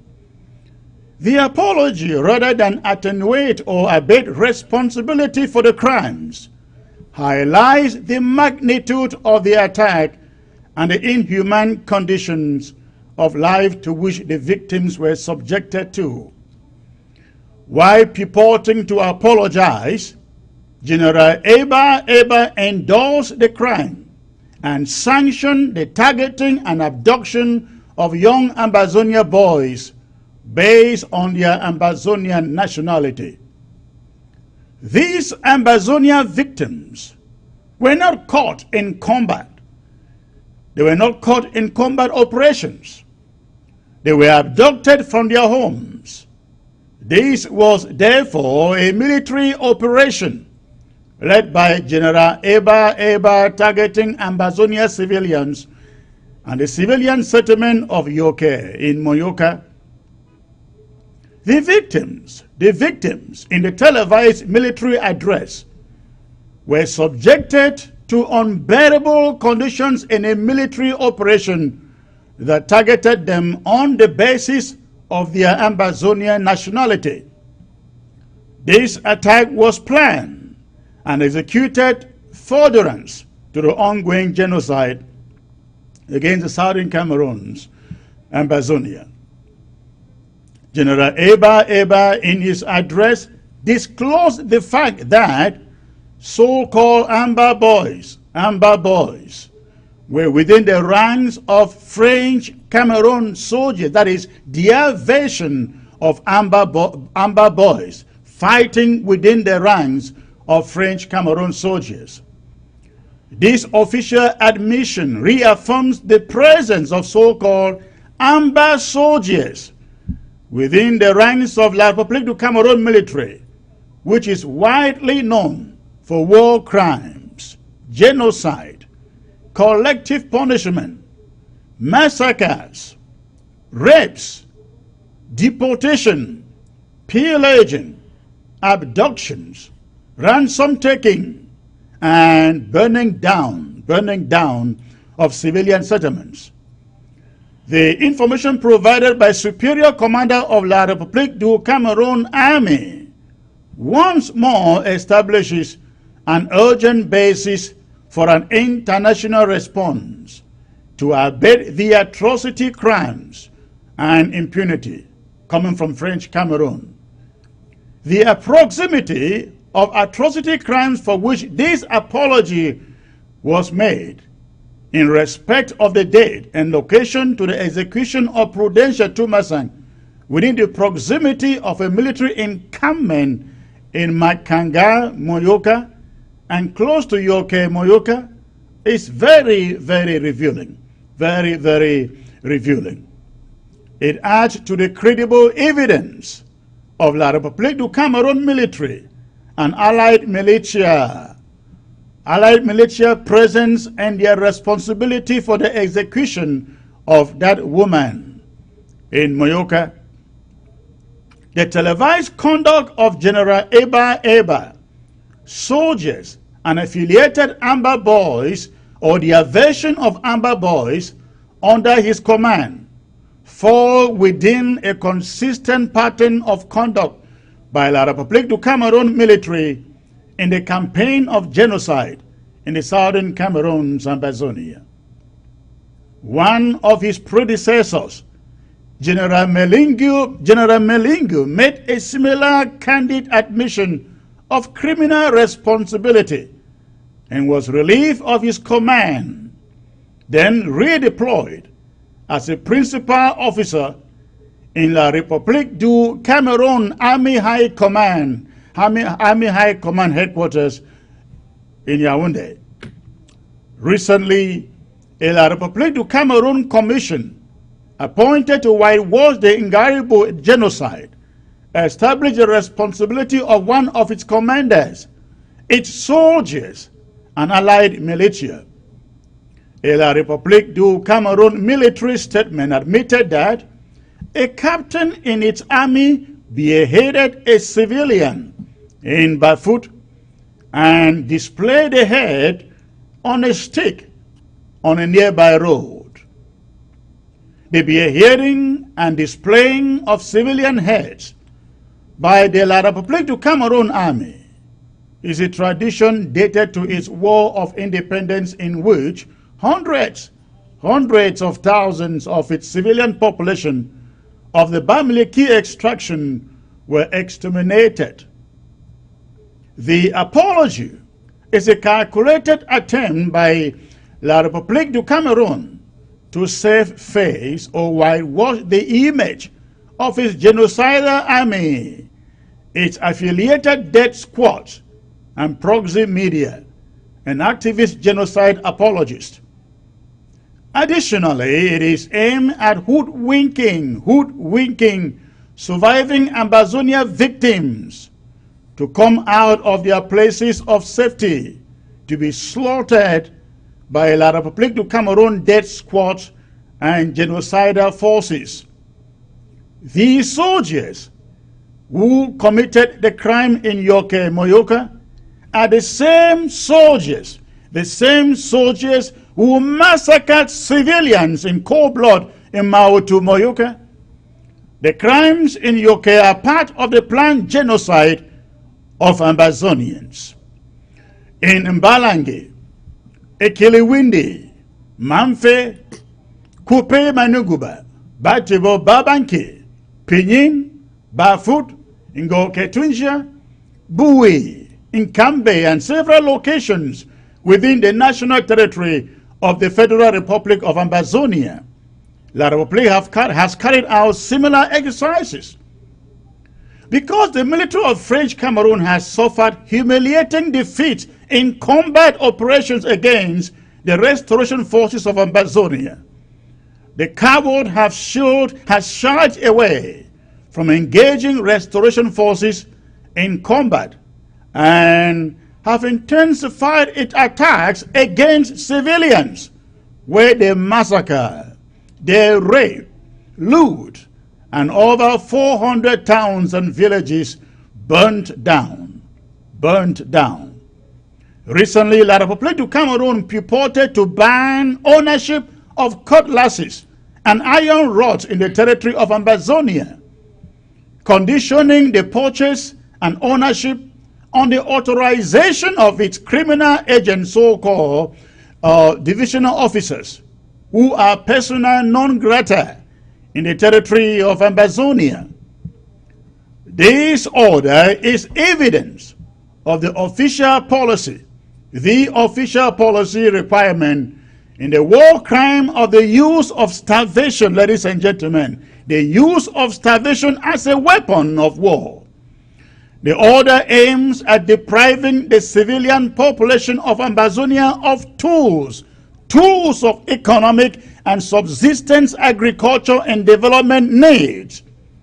It is intended to deprive the people of Ambazonia of a critical tool with which to reconstruct their homes, which were burned down by enemy forces, and to rebuild their lives. It is intended to deprive Ambazonians of their livelihood in their own ancestral homes, in their own country.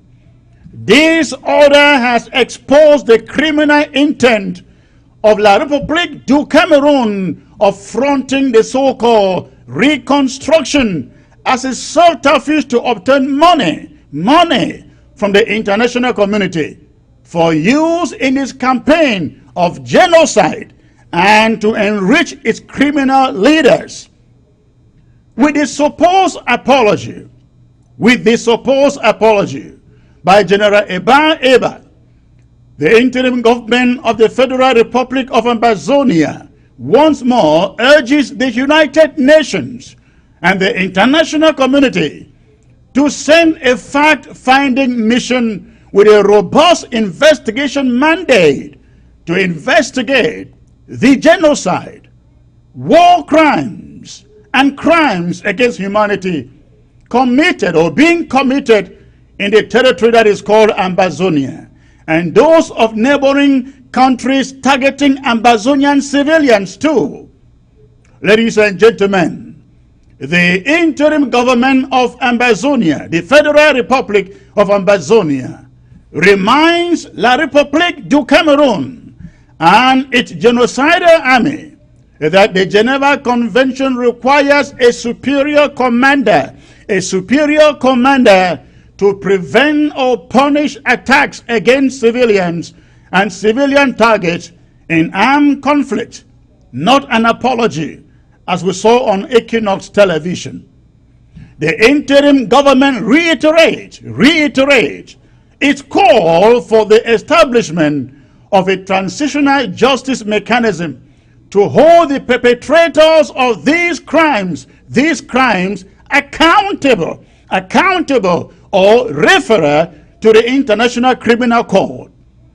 The interim government reasserts its determination to intensify the defense of Ambazonia homeland and the protection of Ambazonians by all means possible. The interim government remains committed to the internationally endorsed Swiss initiative to address the root causes of the conflict.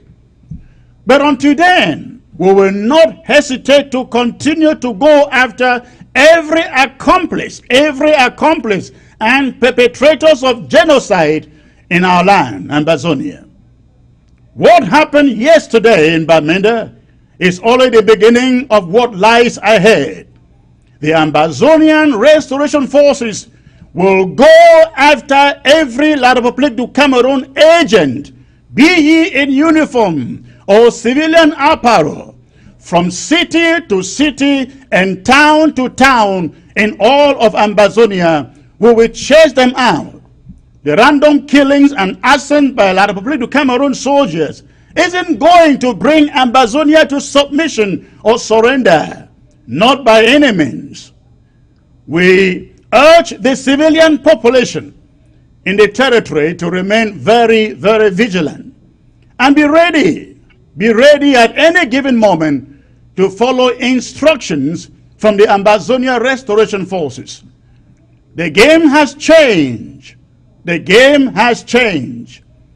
Before I end this presentation, ladies and gentlemen, let me assure you and remind you of one thing. Biafra rose for 3 years, 1967 to 1970. By February 1970, it was all over. Biafra was defeated in spite of the sophistry of its weaponry and support from the outside world. Ambazonia, without such sophistry and outside military support, has already battled for close to 4 years, unable to be dominated by La République du Cameroon with all its money and its trained army. We have held our grounds, fellow Ambazonians, for 4 years. Our tactics and fighting ability can only get better as our fighters gain even more experience. We will never surrender. We will never give up. Everyone must remain strong and steadfast. We serve a God of justice, and I can assure you that this war won't be brought to any hasty end. Not at all. Not without justice for all our people they have slaughtered. And justice for the cause, ladies and gentlemen, we stand for. May God continue to protect all of you out there and bless you. Ladies and gentlemen, that was my talking point for today. I will now get back to my guests here, Bishop John and Reverend Njini. Bishop John, to you first, sir. Tell me if I'm wrong in my talking point here, that this is only the beginning of what lies ahead. Yes, Secretary Chris, you are very correct. On point because we have not seen yet. La République have not seen yet. I have an advice concerning this point to La République soldiers. A soldier is only powerful and successful when they are fighting for a just cause.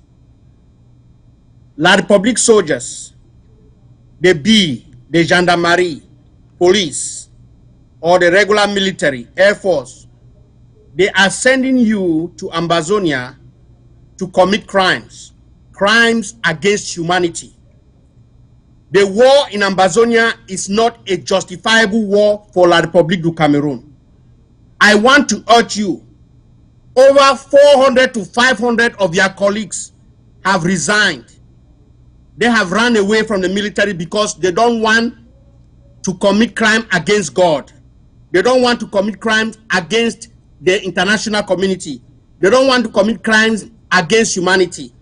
I am asking you also to resign, run away, because this war in Ambazonia will destroy your image. It will destroy your future. It will destroy your life. You will never be at peace with yourself if you go to Ambazonia and raise a weapon against any Ambazonian. Please, for those of you who will support us, who will abandon your weapon and take side with us in Ambazonia with evidence, after we get our nation, we will reward you greatly for the things that you are doing. So we are urging you to leave. Do not raise your weapon against the Ambazonia. Ambazonia is so rich.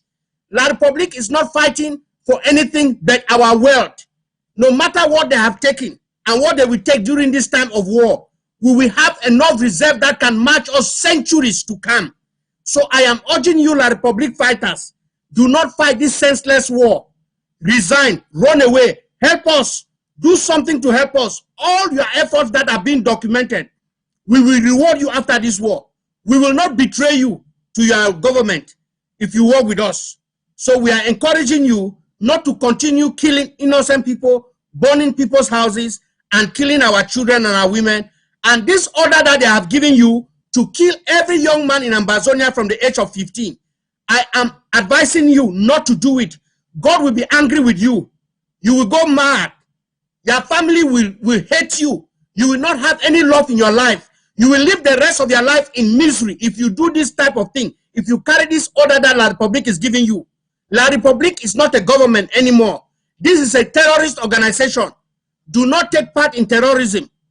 This is my advice to all La République soldiers who are fighting against innocent Ambazonians.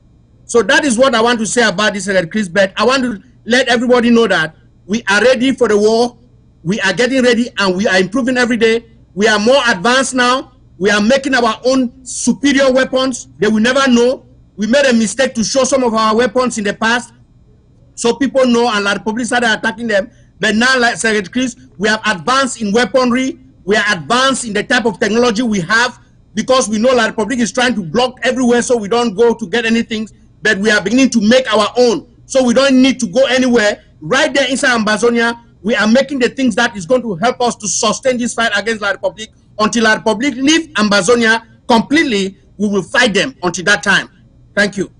Thank you, Bishop John. Let me move to Reverend Njini. Please, your take on that talking point. Thank you, Secretary Chris, for the opportunity. I really want to appreciate your sense of keenness and follow-up of information and the development surrounding this just cause of the Ambazonians. You know, standing up for their rights, standing up for their lives, standing up for their future and their land. You know, from the beginning of this senseless war, like Bishop John just mentioned, there are a lot of these soldiers, guys, who were fighting very blindly. They have no iota of the truth. You know, if there were some Ambazonians or people from the Republic of Ambazonia who had not even known the history of their own background, because they were ever sheltered in darkness and prevented from knowing the truth, the only truth, like the Bible says, that sets free. You know, I grew up. What I learned in history in secondary school was choosing to study either the European history or world affairs.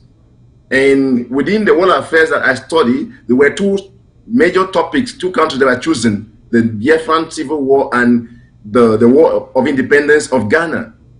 And then later on, you know, I came to discover so many things, and I said, if at my own point I didn't know, then I could imagine the cloud of ignorance sheltering these guys when they talk the way they talk, because sometimes you hear some of them make some slangs that are very painful. Even même quoi. It's what I'm trying to say, exaggerate. They say some kind of things that you understand that's really just blind and innocent about their zeal and commitment to defending a corrupt, not only a corrupt government, but, you know, a group of some, you know, tired, worn out, and people are fading away. Where, when the reality of the justice of law comes over their lives, none of them will be there to stand for them. You know, you just mentioned running up that wonderful report, which is 100% true, that there is a God of justice. We could, some of the military and some onlookers are asking the question, why will the United Nations and the International Court of Justice take this goal so far? We don't know the manipulations of the enablers of La Republique du Cameroun upon their lives, but one thing is so certain: there is a rope they are drawing from this God of justice, and very, very soon, with the evidence of all that has been documented, we are grateful that some of these soldiers have been the ones who have documented this information to send to the international community. Like you mentioned, Secretary Chris, of that first general that was relieved of his duty because he confessed the truth. I followed that interview. When they asked him, why should your own soldiers, under your own supervision, be wresting down houses, and they have been sent to go and protect the people and bring calm? He said it's out of frustration. They see how their friends and their colleagues have been slayed down by the Ambazonian Restoration Forces, and they become frustrated and helpless. And then they retaliate just by raising down houses. You see some of those atrocities of genocide perpetrated by them, filmed by them, sent out to the international community. And many times we bear witnesses to that report you just gave, that you will hear the Minister of Territorial Administration in his, I don't know whether it's illiterate mind or whatever, comes to contradict the Minister of Communication, Minister of Defense, and all of them, before they discover they are confused, and they try to do a catch-up of their information, and the more they do, they only paint the picture of their deception before the international community. We are drawing near. We have not come to this far to give up anywhere, anytime soon. We believe that we are drawing nearer, and that the rope is coming to an end, and that everyone will be booked and called to justice. So those who are wise should mature and graduate. Withdraw. Why? Like Bishop John said here, many have been backing out and resigning and escaping for their lives because they discover they are risking their lives, risking their families, risking their future. There is no future serving such a wicked, demonized government.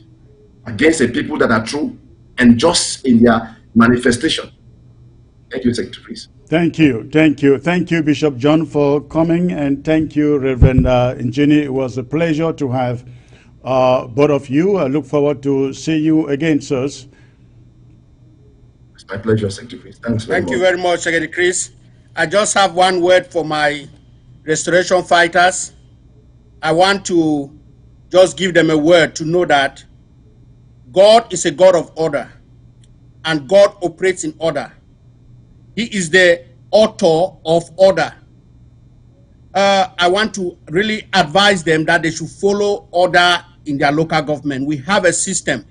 If we work in order, things are going to be easier for us, and we are going to win this war faster. They should not be caught up by the distraction that is being caused by individuals.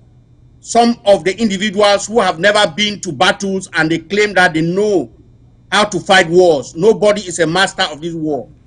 The people who have been put in their chain of command, your local government defense chief and his assistant, and the local government defense council, the county defense council, the ANSC, you have the Department of Self-Defense and Security, and then you have the president. That is your chain of command. Do not be distracted to be listening to Jack and Jill and people all left and right who have just all of a sudden become masters of war. This war in Ambazonia is a unique war. It takes a lot of effort for us to be able to make some strategies for you. So I am telling you that do not be giving your phone numbers to people who call you. Do not sell your rights. Do not sell your birthright because somebody is going to give you $50 or somebody is going to send you $100. And because of the $100, you start becoming disobedient to your chain of command. Because of money, you start becoming disorder. Disorder is going to end you your life, and it's going to give you a disrespectful place in Ambazonia. When this war will end, how do you want to be remembered? How do you want your name to go on history? Is your name going to go on history that you were a brave warrior who stood with the people to defend the people of Ambazonia and to stand with their government? Or will your name go in history as somebody who was going around harassing people to collect money, somebody who was going around claiming land, somebody who was killing his own fellow soldiers, or somebody who was fighting to enrich himself? How will you be remembered when this war will come to an end? Let me tell you, very soon, our war is going to come to an end. It is the right time for you. It is not late for you to be on the right side of history. This is going to the few who are on ground zero doing anything and disrespecting the authority that is over them. I want to advise you, we have to work together. We have to work as a team. If we don't work with the structure, we are going to lose. So I really encourage you to embrace the structure that the interim government has put in place so that we can prosecute this war effectively, orderly, and take us to Boya quickly. God bless you. Thank you, Bishop John. Thank you, Reverend Ginny. It was a pleasure to have you both here. We will bring you back again on another occasion. Ladies and gentlemen, unfortunately, I will not be taking calls today, but I just want to remind you before I leave, I have a very, very exciting show, a very, very exciting Pan-African show that is coming up tomorrow. You really don't want to miss this. You really don't want to miss this. It's going to be very, very educative, very, very informative. Coming up the same time, 7 p.m. Amber. Thank you for tuning in. I look forward to seeing you tomorrow. And please remain safe and remain blessed.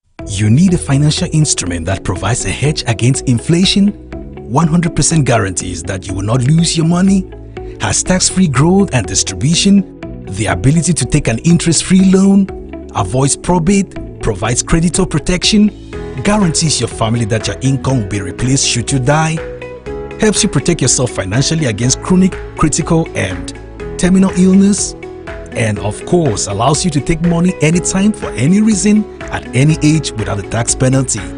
You need only as little as $50 to invest per month. Contact Irene Fombo.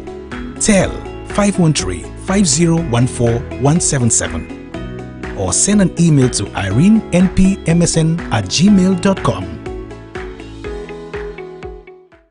You need a financial instrument that provides a hedge against inflation, 100% guarantees that you will not lose your money, has tax-free growth and distribution, the ability to take an interest-free loan, avoids probate, provides creditor protection, guarantees your family that your income will be replaced should you die, helps you protect yourself financially against chronic, critical, and terminal illness, and of course allows you to take money anytime for any reason at any age without a tax penalty.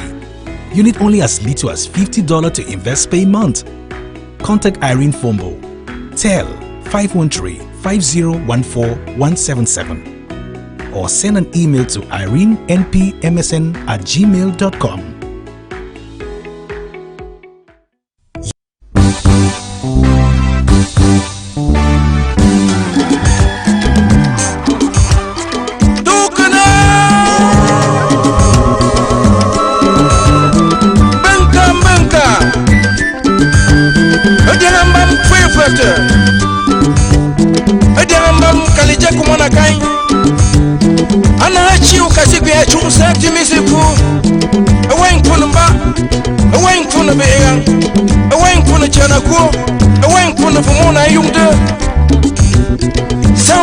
Sambina Asia dede Asingo ne yung Bote nyuandong bonga Fumona yung da bote nyuandong bonga Lesen buan lam donga ya sabina Isna nyuandong Bote nyuandong bong Jana ko bote nyuandong bonga Lesen buan lam donga ya sabina Isna nyuandong Ifise buzemo mama lem bukamja busong bukikwa manuna tuade yeah ifise buzemo mabzelam tumu wabzelam sinka la jelo nyam nan ku jama bonkasu nyam nan ku jama bonkasu wata jama nan uga seboy Abena majangam bamandu munda Abena majangam bamandu munda Wami lomi kumendoe Isi sanga fukala Mwana na jamde Afu kama timini ya Amerika o Kashibi yengaso Afu kama timini ya Amerika o Kashibi yengaso Cameroun'S Bote nyandong bonga Fumuna yungda bote nyandong bonga Lese zuala donga yazo Bote nyandong bonga Jana ko bote nyandong bonga Lese zuala donga yazo Ekwese buzemo Mama lam vukamja Busong nabugikwa Maluna tuade Kambang balo Wanangang nabinang kam nabalova Pusa pusa mo mabzulam tumu wabzulam sinka la jalo nyam nan ku jama monkasu nyam nan ku jama monkasu oda jama nan uga seboy abena ma jangam bama lumunda abena ma jangam bama lumunda lomi kumaidoe Isi sanga fukala mwana la jamde Afu kama timini ya Amerika o Kashibi yengaso Afu kama timini ya Amerika o Kashibi yengaso Cameroun'S So nyamfuka Wetina laiba Eto yuna Ewain tolim Da fuala amba mubale Fu bwen se de kimwe na fala Oh Il est comment au Cameroun, America, back to Cameroun.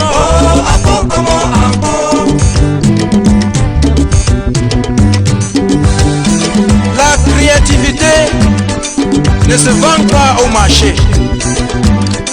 Creativity is not sold in the market.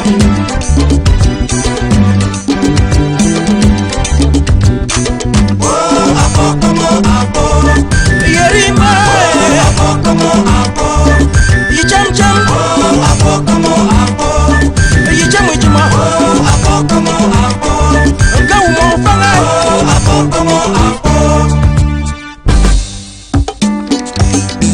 Jang manjongo,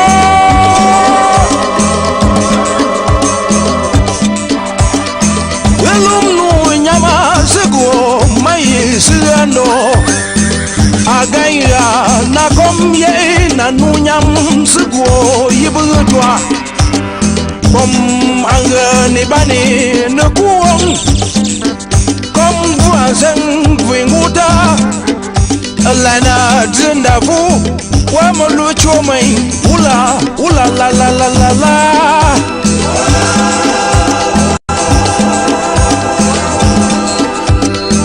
yichate kom agana junga tai bu se kui point kom de tang de kom blamo yikine yena ngaira senchine kom fighter daga wai kom kaje bam we bala koma ilama ula la